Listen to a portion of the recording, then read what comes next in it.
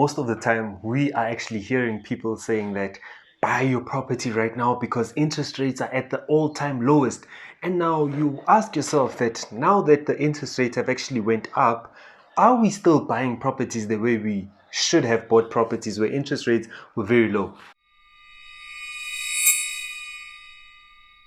I mean, it's quite interesting that we're looking at the South African property market, that when it was a global pandemic just a couple of years ago or a year ago, the interest rates were at their all-time lowest and people were actually encouraged to buy more properties. However, now that we've slightly moved out of it, I'm not saying that we are out of it, we've slightly moved out of it, the interest rates are picking up. So what does that mean for a property investor asking themselves, do interest rates really affect me?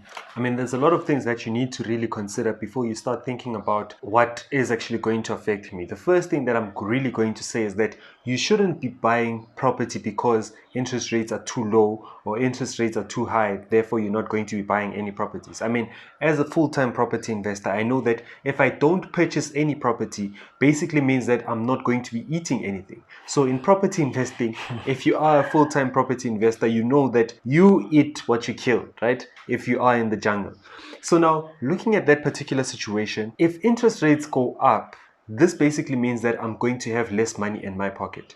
Let me reverse engineer this so that you really understand what we say. So now interest rates will affect how much you will actually be paying on your bond, number one, and also on your credit card, number two. So now if, say for instance, you're in a situation whereby interest rates were sitting at 7% and you were only paying 7,000 on a monthly basis, so it's not at 10%, I'm just saying that you are paying 7,000 on a monthly basis, right? When interest rates go up to 7.75%, it might be a possibility that you might actually be paying 300 to 400 more than what you needed to have paid. So now, looking at that particular situation, you might have a problem if your property was only cash flowing the 300 rand. I mean, put yourself in their shoes. You're collecting 7,300 on a monthly basis. All of your expenses amount to 7,000. And now you're left with this 300. And now interest rates go up. And now you are now forced to pay the bank this 300. Basically means that you are at break even or you're making a slight loss. You know, the way we're so deep into content, I'm already hearing that we're halfway and we didn't even define what are interest rates, man.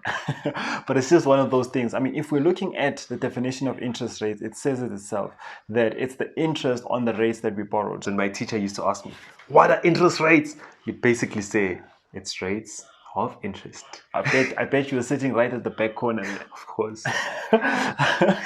So how does that affect you? So as long as you are borrowing money, you are paying the interest on the rates. So what happens is that the Reserve Bank will borrow the bank and then the bank will borrow you. The rates from the Reserve Bank, including the commercial bank, will be charged towards you as the consumer. So in that way, what we're saying, that here's a classic example that I got a call this morning that there's a specific company that I was actually paying $500 every month for a service that I'm using.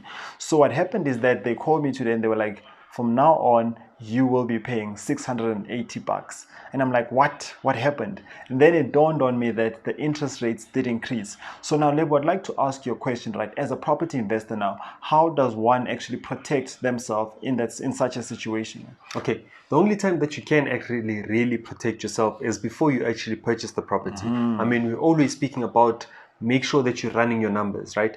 Make sure that you are doing your proper due diligence. So due diligence basically means that you are actually going to check if all of the information that you have is really what's happening in reality.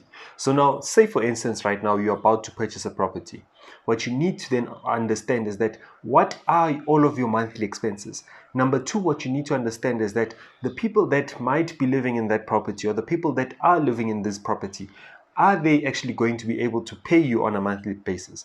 And now the thing about being a landlord, or the hardest part about being a landlord, is that if it does happen that interest rates actually go up, right, you cannot actually change your rental amount until the end of the lease agreement.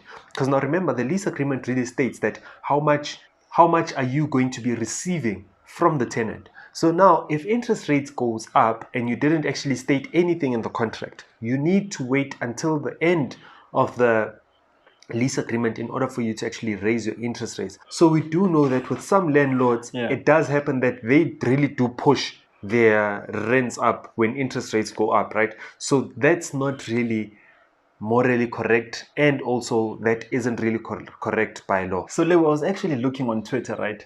This was actually, somebody was like, do you know what? Interest rates are going up, and me as a tenant, I'm not stressed about that. What does this really mean? Ultimately, what we're saying is that, especially in a case whereby they know the laws, so they know that the contract, with that contract that was signed, their increase, they're not going to be affected by the increase at that point in time. So they'll still be paying the same amount of rent. Whereas the landlord is going to be paying more towards the rate that they took. So ultimately, I'm not sure, maybe the tenant has beef with the landlord, and now they're laughing that the landlord will be making a loss. I mean, looking at it from that perspective, right? Yeah. As a tenant, you're not going to actually be incurring more costs from a rental perspective, right? Yeah. However, it does actually bite you if you do have a credit card, right? Some prices of things that we do on a daily basis will actually increase because of the rates and because of the interest rates actually going up. If you do have an investment, because I do know there's someone out there that will be like, you know what, I don't really take any loans on anything, so I'm not going to be affected. Remember, interest rates also have an impact on your investments. So now make sure that you understand what this really means for you if interest rates do go up or when interest rates go down. I wish that was my tenant who tweeted that. I was going to screenshot it, and then at the end of the lease agreement, I'd increase, and then I'd see their face. And then you attach it. I think you'd attach it with their screenshot.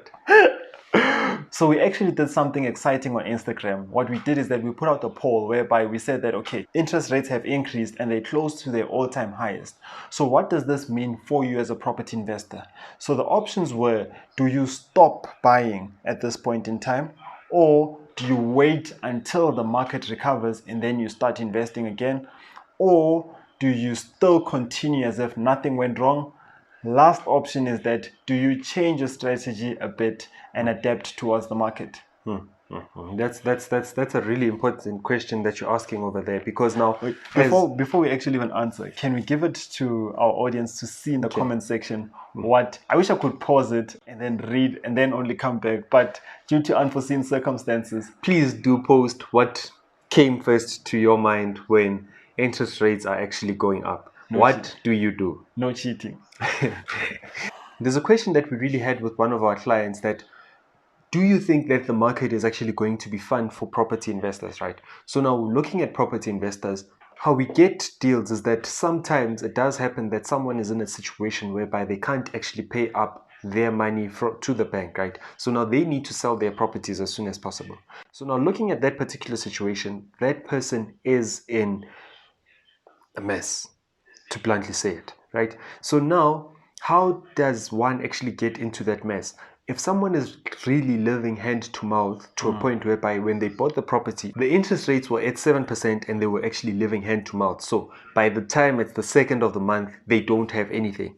What will happen is that when interest rates go up, and now you are required to pay an additional 400 on top of your bond payments, this basically means that you are minus 400 rand, which might mean that you need to sell your property as soon as possible. So now if you are saying that you won't be getting involved in that market, then you might be leaving out on a huge opportunity for yourself. So what is really important for you to actually go and invest? I mean, this is a conversation that we'd have with all of our property investors. The time is now. If you really know what you're doing and you know how to get the deals and you know that you have a pool of estate agents or people that might be giving you these deals, you're going to make sure that you're purchasing your property right now. But now the less information that you have, chances are you won't be going for that. I mean, it's clear that when it comes to interest rate, it's not just one of those things whereby one can ignore when it comes to buying a property. And then you'd actually be excited if it's at its all-time lowest, or you might be a bit skeptical if it's a bit high, but still continue to buy. Interest rates are something that we need to include when it comes to us drafting our criteria into buying this specific property. When we do get rental income and we are left with a specific net, we knew how to position ourselves because we knew that interest rate will be at X amount and ultimately this is how much we're getting. At the end of the day, what we're saying is that interest rate should be a cherry on top. if you do want to go into property investing this year, best be sure that you buy a ticket to our event. We'll be speaking about so many things. We'll be speaking about the repo rate. We'll be speaking about debt. We'll be speaking about financial management. We'll be speaking about credit. We'll be speaking about all of these exciting things that ultimately contribute towards your net that a lot of people do not focus on. If you want to really equip yourself, do make sure that you buy a ticket in the link below. And if you want to have a one-on-one with us, make sure that you book a Calendly meeting right now. You can just scroll down on the description. There will be written Calendly. Just choose a date and time that you really prefer, and then we will be on the other side at that date, at that time. Now, Signing out. cheers. That's like a pro.